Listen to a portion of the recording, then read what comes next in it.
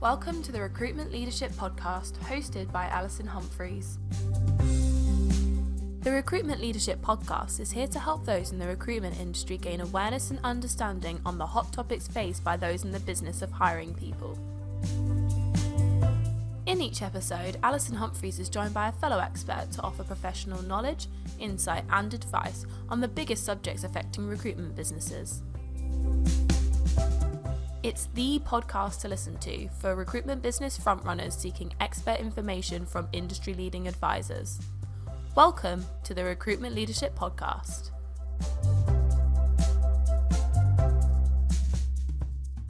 Hello, and welcome to another episode of the Recruitment Leadership Podcast. Thank you for joining us. If this is your first time, please do have a look at our back catalogue of podcasts, which cover a huge range of subjects affecting the recruitment industry. If not, you will know that the Recruitment Leadership Podcast gives me a chance to meet with a fellow expert in the industry and present different angles to help my audience achieve their goals, which is profitable growth 9 times out of 10. I'm Alison Humphries, and I'm joined today by Jon Brooks of The Value Advantage. Welcome, Jon. Hi, Alison. Thank you. It's my pleasure. Now, Jon, you approached me via LinkedIn, and it really caught my eye because your, I think, tagline was helping recruitment businesses get the best price for their service. Now, I'm a huge fan of more creative approaches to pricing, and it occurred to me that while most of the recruitment businesses I talk to at the moment are very focused on productivity, a lot of that focus is going on AI and automation, and that's not wrong. But is there something that's been hiding in plain sight there? And that is that we are not optimizing our pricing. So, Jon, you started your career in the recruitment industry with Reed, a slightly unusual background, actually, because you worked as the executive assistant to Sir James Reed at Reed, I believe. Yeah? Alec Reed, yes. Sir Alec, right. I Yes. beg your pardon. The founder. James is his son and is now chairman of the Reed Group. But yes, Sir Alec is the founder, yeah. Wow. And I mean, that's a legendary company, Reed. I think it's interesting that coming from that background initially, you will have a different perspective from most people who've only ever worked on the sales side of recruitment. And you subsequently became head of executive search, then marketing, then product and pricing. So you really have looked at recruitment from lots of different angles, which I think is a fascinating way to go.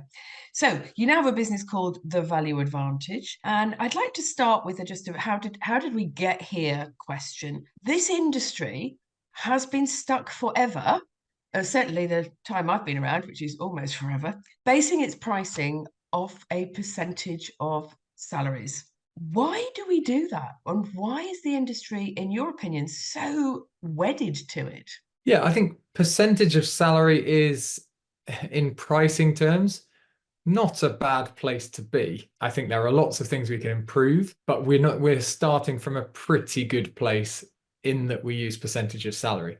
The reason for that is salaries go up, and therefore our fees go up naturally over time. Now, if you're selling a product, a can of Coke for £1, and like last year, inflation is 10%, if you don't put that price up, then you're making 10% less the next year when you sell that can of Coke. So when you're selling products like that, you have to constantly put your prices up. With a percentage of salary, we know salaries go up, salary inflation, hopefully keeping up with the economy and everything else. So therefore, hooking our fee to the salary makes it very easy. I guess the risk or the downside of that is as recruiters, we don't have very strong pricing skills. We don't have to think that much about pricing. So that means we're not as honed as we might be when it comes to some of the other parts of pricing well. Okay, and we'll explore those later on. But I do have several issues with the whole percentage of salary as the go-to normal in recruitment. Yeah. And I do appreciate that there's, excuse me, often pressure from clients to express your pricing that way because that's what they're used to and it's easy to compare as well. I don't believe that it reflects the amount of work involved in a particular placement. Yeah. Firsthand, I know that ironically, the more senior the placement, the less likely you are to have dropout. You are likely to have actually, weirdly, lower compliance needs than in lower margins. And the other thing I've noticed is that, and I've referred to this on a lot of my podcasts, is that although the average fee, according to Sapphre's latest report, the average percentage fee is coming in across something like 15.9% across all sectors, actual productivity just continue per head in the recruitment industry continues to be on a downward slide. And I'm talking dramatically. Nearly 40 years, we've gone from, people placing successfully, in my case, 100 people in the year, and these were accountants. These weren't, it wasn't blue collar, to about 10 in a year. It is not untypical. I'm just not convinced. Just start with that. I remain unconvinced that doing things that way reflects the amount of work involved. What are your thoughts, Jon? Yes. So I love that take on things. The price needs to reflect actually not the amount of work, but the value to the client. By pegging it to salary, it's a very rough proxy. A client is more likely to be willing to pay more for a director level role with a high salary than for a more junior role where there are probably more candidates available. So there's less value to them. A standout finance director is different from a junior accountant. They're 10 a penny. Yeah, you'd like the best one of that group, but there's less value there in the moment. So tying price to value is important. One of the other challenges, just to bring it up with the percentage, is what most recruiters do, or at least their terms of business state, which is you then have salary tiers. So it's not a flat, whatever, 25% across every salary. It's that different salary brackets have different percentages. Now, what's awkward there is, let's say you have a salary bracket cut off at £50,000. I've worked through examples with people with their terms where you say, right, so if the client is going to pay them a couple of £100 more or less, your fee, according to your contract, your terms of business, that fee will jump £3,000 or £4,000 because the client has moved from a £49,000 salary to a £51,000 salary. Yes, it's a cliff edge, isn't it? Yeah. Really. And it's a cliff edge that you don't want to go anywhere near because the client is going to throw you out the room the minute you suggest, oh, can I have an extra £4,000 for no additional work? It just happens that candidate wanted a little bit more money than we initially talked about. That relates to, I'll finish on this problem for now, but the other problem, of course, is are our interests aligned with the clients? And this kind of lack of predictability, this actually happens probably more at the senior end when a client will say, okay, salary range is 100 to 130K. Well, again, when we're talking about a percentage, if you don't then agree on a fixed price within that range, then there's a huge differential on what the final price could be. And again, coming back to your point, that probably doesn't reflect the work that's done. Whether they choose the 130K candidate or the 100K candidate, if they're both in the mix, the fee is vastly different, but the recruiter did the same amount of work. So absolutely some issues. So are you suggesting that we should be considering fixed fees at the point of instruction from a client? Is that what you're saying? It depends on the case. What I like, the best, for most people, what I see it that I like is using the percentage to get to a certain level.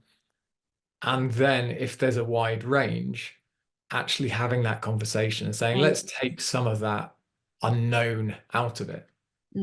Let's make sure our interests are aligned. And you might say, actually, it's such a broad range that I'm not going to fix in the middle because that wouldn't be in my interests. And you can make that case to the client. But I'd much rather have that have that conversation at the start with the client to say, look, if we go ahead just on percentage, this is going to be an outcome. It's not an outcome that's going to be pleasant. Let's address it now. It might be that we fix, or we have a smaller range, or we have an understanding about what happens. I do agree with you that there is the perception from a lot of clients that increased salaries are being artificially inflated by us. But, as recruiters should note, I think that as government data says that salaries on average have increased by 8% in 2023, if we are budgeting for no growth in 2024, then perhaps go back and revisit that budget, because as you pointed out, you should be able to do more with some sector variations, obviously. One of the other things that's just occurred to me that I've noticed over time, Jon, is that whereas recruiters' terms used to be the only terms on the table, if you like, of course, increasingly, recruiters are being asked to accept client terms. And I can't blame them, really. What frightens me is that the number of people who go, oh, it's legal, I better just sign it, or assume that there's no negotiation around that. Now, I frequently get my clients to send me terms that the clients have sent them, and they almost invariably leave us open to liabilities that we shouldn't have, of course. And on top of that, they don't usually cover some of it. They're usually sort of procurement generic terms. So they are not covering, for example, what happens in the event of somebody requiring an increase under AWR, or a change of status, that kind of thing. They need to pay more, or rebates and so on. I've noticed that recruiters with the best will in the world are very bad. They're quite good at seeing what is there on a client's terms. They're not very good at seeing what's not there. Do you have any quick points of advice for people who are having to consider clients' terms? First of all, I think it's a very good idea to send client terms to an expert like you to look through it, who's seeing more terms than just the recruitment owner is, to get that perspective and that expertise. So good idea. Don't just sign it, as you say. From a pricing perspective, I think the big issue is, if we are high value consultative experts, what the hell are the clients telling us what they would like to pay us? With all due respect to the clients, try going to a lawyer and saying, oh, I'd like to pay you £300 an hour. These are my terms. This is what I want. Any good lawyer will say, that's interesting. Here's what I charge you. So I think I'd like recruiters to get a bit more confident in saying, well, actually, this is my price. I believe in my price. I believe in my value. And there's a lot of things going on here, but if you've differentiated yourself, if you are the best in the market, then again, you can justify that the client should pay that. And if the client doesn't want to pay that, you have other clients who are willing to pay it. Oh, do you know what? I'm just thinking, yes, I so recognize what you're saying. I have been in offices all my career, recruiters' offices, and heard recruiters clearly answering an objection from a client on fees on the phone. And they're saying, that's a lot of money. What do you do for that? And I can hear the recruiter now saying words to the effect, well, first we have to advertise, then we have to screen the people, then we have to talk to them and interview them, and then we send you their CV. And as I pointed out the last time I heard this, I have to confess, some exasperation. If you actually add up the hours that takes, and then compare them to the fee the recruiter is expecting to get for filling that job, it prices them at something like £600 an hour. Well, I'm sorry, but that is not necessarily the way to explain the value of your service, is it?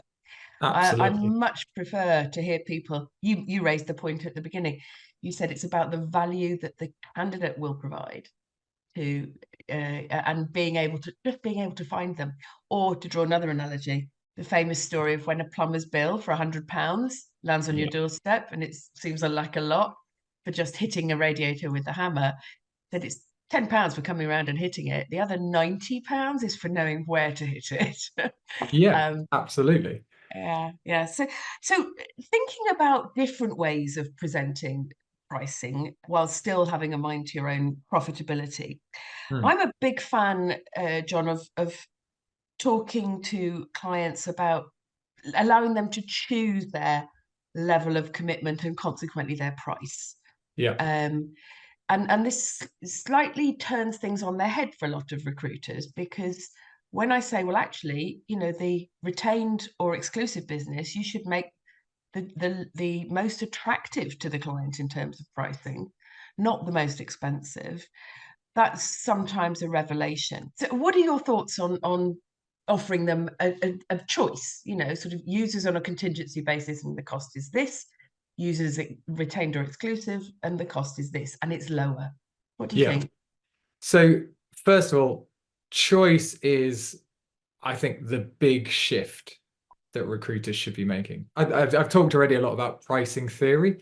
One of the great things about pricing is it's actually very easy for psychologists and business studies experts to test in a lab. And if they've got some friendly companies, they can test it in the real world as well. So when I'm talking about pricing theory, these are proven effects that psychologically change the buying behavior, change the selling behavior, and have them be proven in a business setting. Sadly, not always in recruitment. Maybe recruitment's a bit too complicated for scientists to test, but we can apply so many of these concepts to recruitment and improve what we do. So that's where I'm coming from, I guess. Choice is so important. I'll give you very quickly a few reasons why, again, as proven. First of all, if you go to a client and they have a job and you say, oh, I can fill that, I can do recruitment for you. And as you said earlier, I can give you a long list of what I do, but the client tunes out to that bit. They don't care what you're going to do. They don't care which job boards, unless they happen to love a job board, but really they don't mind. They just want the job done. So if you give them if you say, I'll do it, the only interesting part of that, where the client has to get involved, is the price. So you say, I'll do it, blah, blah, blah. It'll be 25%, let's say. And you invite the client to come in at that point and join the conversation. And the client says, great, well, you've just brought me in to negotiate. Here we go. So that's the worst outcome for us. By offering choice, we say, okay, there's 3 different ways we could approach this. I say 3 because that's proven to be the best effect. Someone did an experiment where they sold 24 types of jam on a table, and they got lots of interest because so much jam. No one bought because they were overwhelmed by the choice. Yes. 3 is the magic number for us. So you offer 3 choices. You say there are 3 different ways we can approach this. Let's talk about it. So we're inviting the client in at the point of service. We're talking about what they value, what they don't value from us. So we might say, look, one way we could work is we'll really help you with your assessment of these candidates. Some people find this really valuable. And a client might say, actually, we think we're very good at assessments. We don't want to pay for that. You say, great, we can choose a different model. Price comes later. So can you see that the client is much more engaged at an earlier stage when we're talking about value and service, not waiting there for us to talk about? Yes. So you're having a discussion about the service proposition before the price, rather than just saying that's what the product is, and then argue about price. Yes, I think that's very well put, Jon. Thank you. And I've personally had a lot of success with that option. And you know why? Because honestly, it's easier to present that way, in my view, than it is to when they go, and what's your fees? They go, hold your breath, 20%, and then you wait. Which again, because you haven't talked about value, that kind of pause that we're all taught to be silent after we've said the price, the number. If we haven't talked about value, the only thing echoing around the room in that silence is the price. Yes, and it really is echoing around. I know exactly what you mean. if we can have value echoing around the room while we let them consider what's right for them. Can I give you, there's plenty more and we're probably limited on time. My favorite part of offering a choice, offering 3 services, is we all want to choose.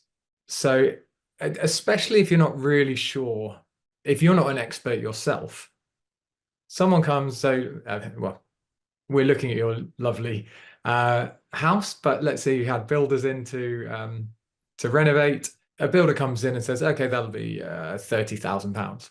What are you going to do? I think I know what I'd do. Well, don't say pay it immediately or run a mile.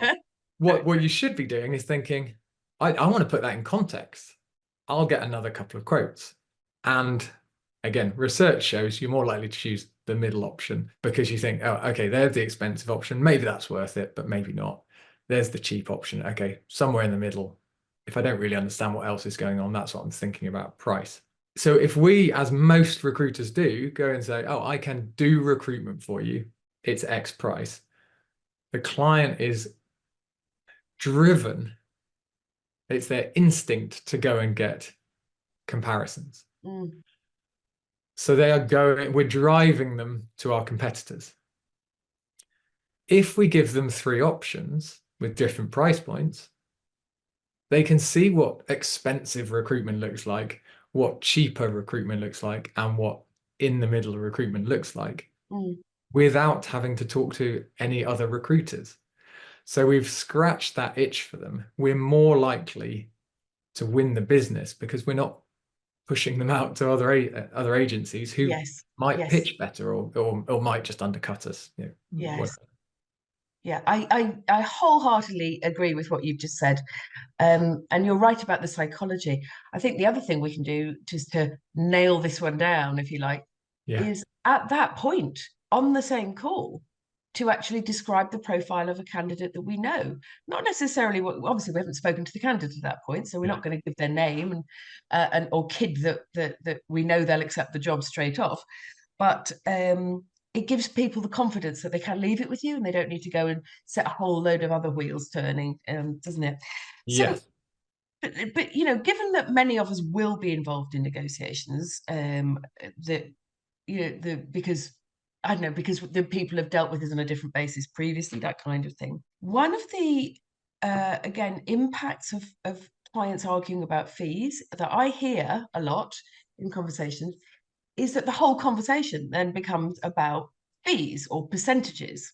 Should we just, for the sake of those who may not have looked at this before, should we just review some of the other variables that we can bring into that discussion? Yeah, absolutely. And I said earlier, perhaps we don't, because percentages, salaries go up and our fees go up with those salaries, perhaps we don't have to work as hard on pricing and negotiation as we should. So therefore, we leave money on the table by not being great negotiators. There are various themes. I mean, you should never just drop your price, but there are different ways you can agree to reduce your price if you want. One option is don't, hold firm, stand firm. And actually, just to elaborate on that, the first option I recommend is stand firm at first. Because especially for your British audience, British clients, we're fairly reserved. We're fairly embarrassed about pushing for discounts. If someone makes it a little bit awkward to ask for a discount, some people won't ask a second time. So actually deflecting the first question might be enough for them to say, oh, okay, it was worth asking. I won't ask again. You haven't had the discount at all. They saw your value and they were willing to pay at your price. They just asked because their boss had said, oh, you should always ask for a discount just in case. So let's get rid of the just in cases. We can win that business anyway. We then want to look at, well, if we're going to change our price, we have to justify why the price changes. So we need to, in setting our prices in the first place, we need to justify our value. But in effect, we need to get our clients to justify why we should reduce our fees. So there's two buckets we can look at. The first is, what do we value? What are we getting from the client? And I think you mentioned this earlier. I think all recruiters would value more engagement from the client, more commitment from the client. So that takes us into exclusivity, takes it into retainers. And retainers is quite a large subject on its own, but I think we all know what we're talking about here. Some kind of money up front, some kind of commitment, some level of exclusivity. But there are other things we value, and they depend by industry, but it might be payment terms, it might be testimonials, referrals. There are so many things we should sit down and think about. What's going to help me? If I reduce my fee by £500, but this client helps me get into 2 other businesses and I win business there, that £500 is absolutely justified. The other is, so that's almost the positive. What can you give me? Mm-hmm. The negative is that what can we take away?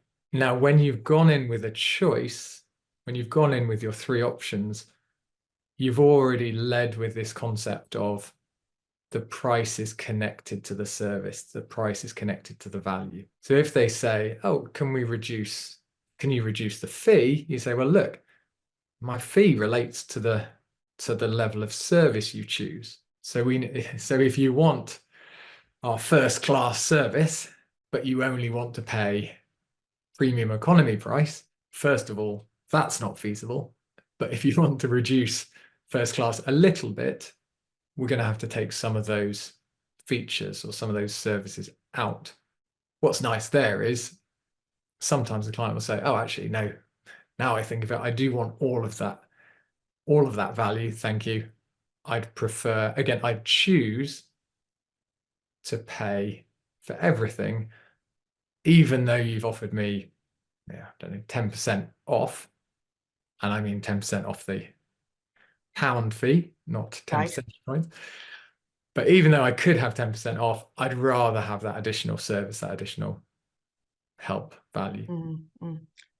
Okay, so just to pick out some of what you just said for listeners, if a conversation becomes purely about the fee, and if for some reason you haven't had the opportunity to give the client choice of service and fee, then always try and move it onto other variables. So the length of the rebate, the amount of the rebate, payment terms, really undervalued by most recruiters, probably because they don't do their own credit control. But actually, an awful lot of recruiters are giving free credit finance to their clients. Then even some of the smaller things like a testimonial, an introduction, a referral, or future business are all things that have actually got cash value if you know how and when to ask for them. And they can be made part of that kind of deal, most definitely. Or getting people to agree to act as detailed case studies and so forth. Yeah. You've just reminded me of a situation I had last year. It was a client that I'd been working with for 3 years. And at the point, no, hang on, it's just before the pandemic. And at the point that I first engaged with them, they were in a largely blue collar market. Their average percentage fee was lower than 12%. And the owner and his staff were absolutely convinced that this just reflected the way things were.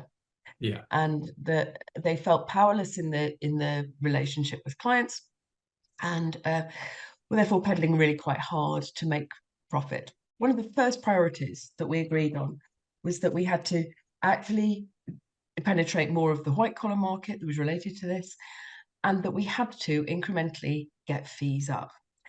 And I gave those guys training. I gave them as close as I'll ever get to writing a script. I don't really believe in scripts. We had authorization levels that people were allowed to sign off. And every quarter, we reviewed what their average fees were. And for 2 years and a bit, they never moved. This was really, really hard to understand. You're smiling, I'm sure, because you recognize the same situation. I've been through it, yeah. Every time it was queried, like, okay, that placement, why was that one at 12%?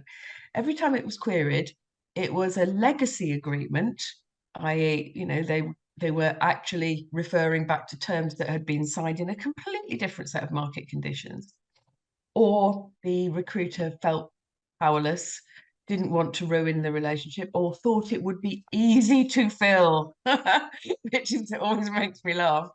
So I guess where I'm going with this, listeners will be glad to hear that has been resolved now with some pretty draconian actions in the end, for my client. But I'd like you've been through with companies as I have, and helped them change their pricing structure in reality.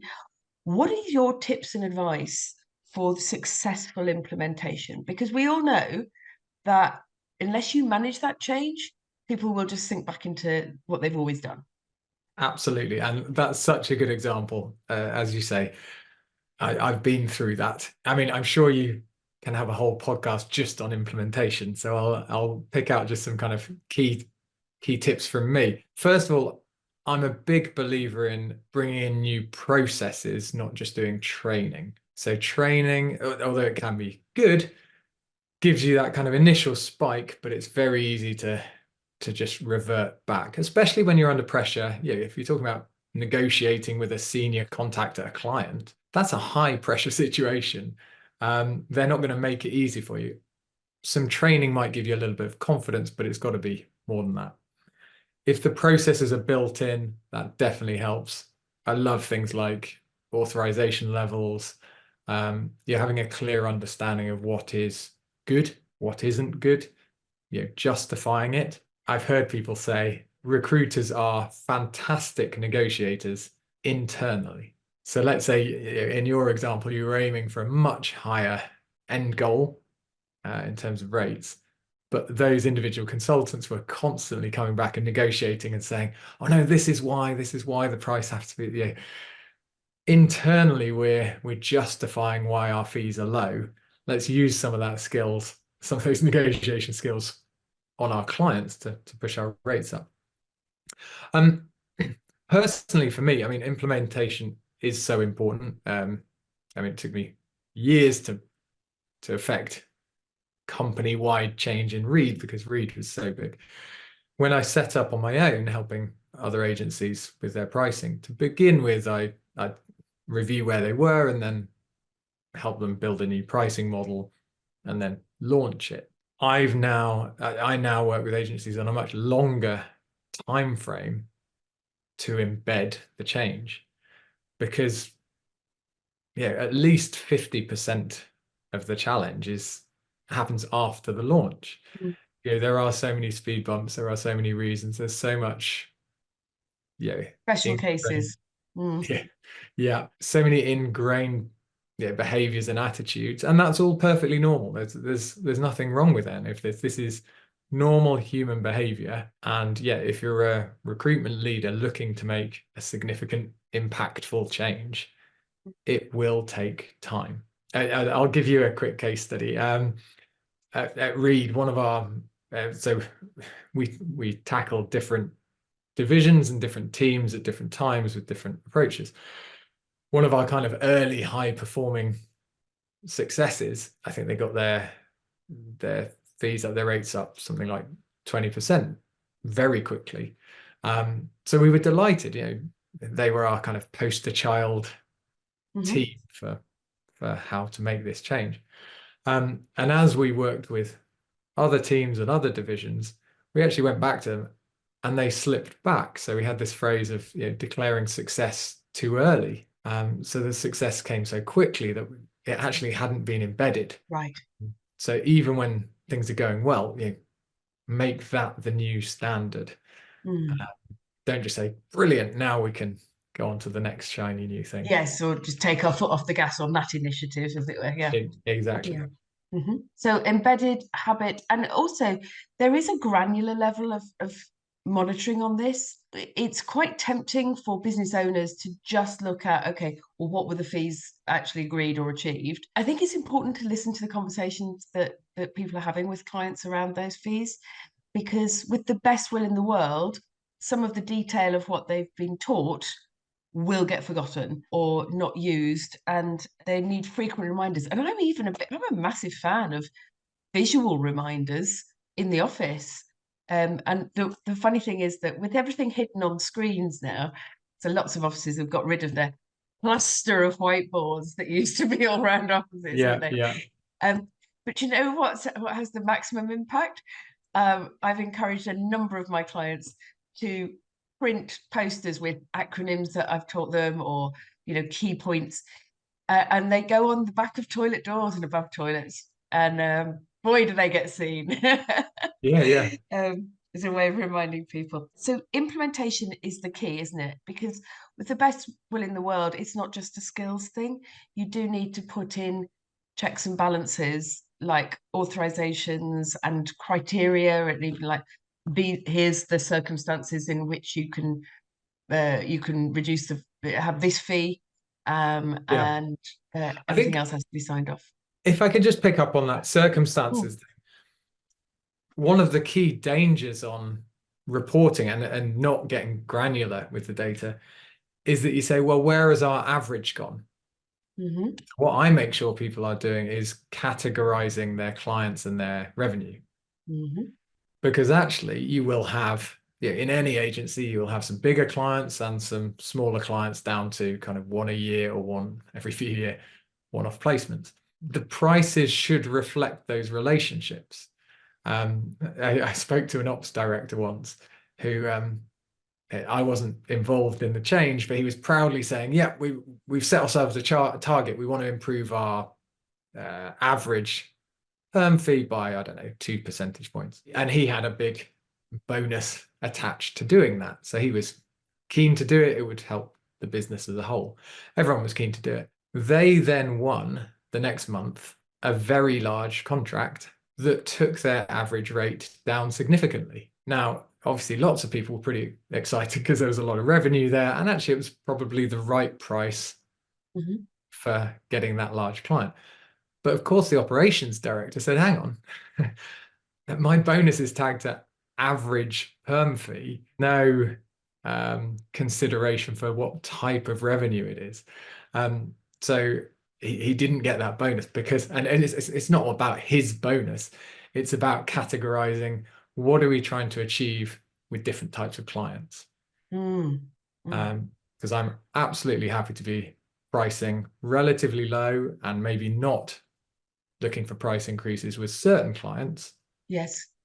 While making sure we're really profitable in areas where it makes business sense to do that. Okay, so broadly speaking, you're talking about perhaps have one set of objectives in pricing for committed accounts that just phone in a whole bunch of jobs that may or may not be exclusive to us. Compared to spot business or new business, compared to what I might call more low-level transactional business, which is just the forwarding of CVs, that kind of thing. Yeah, exactly. Okay, really good point there about segmentation. Let's not just count averages. Right, I think that's a great place to finish, actually, Jon. Some really interesting thoughts there. These are my most important takeaways for the audience. Number one is that choice is really important, but that's choice of service that's linked to a price choice as well. Second is don't just have a blanket pricing policy. Do consider what the deal is and what you're aiming for with your client relationship. Third is don't allow clients to make this just a conversation about percentage. Consider all the other variables and bring them into that conversation. And and back to where we started, there is a huge level of understanding of percentage of salary, but it doesn't justify someone who's merely placing an advert and screening CVs. So your story back to the value that it provides. And at a very basic level, if you are recruiting a sales director, that's really easy. Like, what is the profit line that you're expecting this person to create? and then your fee expressed as a percentage of that starts to look very, very good value indeed, doesn't it? Yes. And I mean, particularly when we are recruiting people who are going to make an impact on a business, which is usually more often than not when a company would come to an external agency, is look, we need someone good in here. We need someone who can make an impact. We can then look at that impact. And as you say, our fee looks minuscule compared to the 10 million pound improvement in sales that they're aiming for, or the fact they want to exit the business for $100 million next year.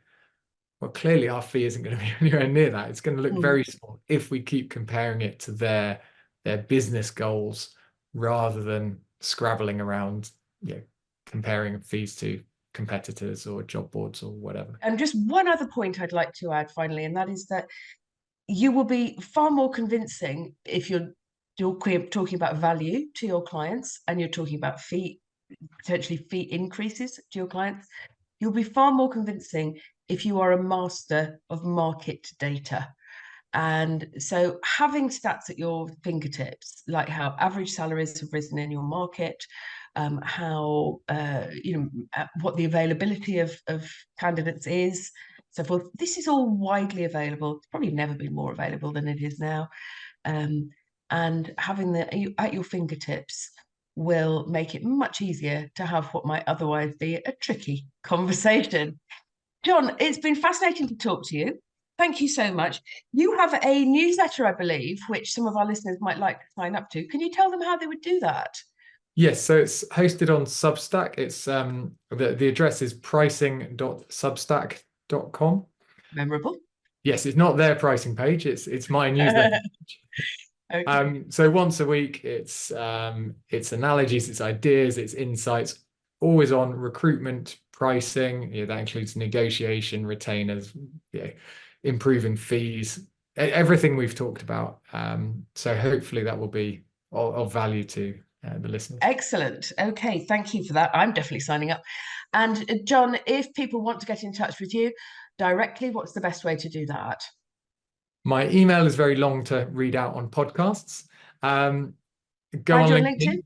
Go on LinkedIn. Jon Brooks, no H, no E. Jon Brooks. If you put in Jon Brooks pricing, you will definitely find me.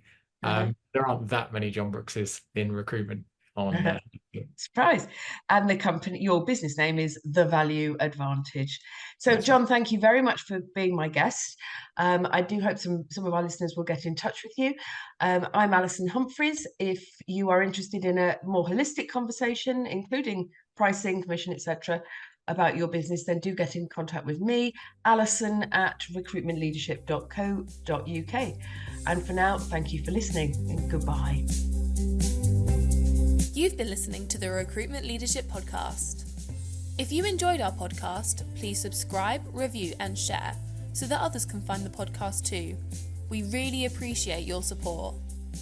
If you have any questions about the topics covered or wish to find out more about recruitment leadership, please email alison@recruitmentleadership.co.uk referencing the podcast. We're also on LinkedIn, where you can follow Recruitment Leadership and connect with Alison Humphries.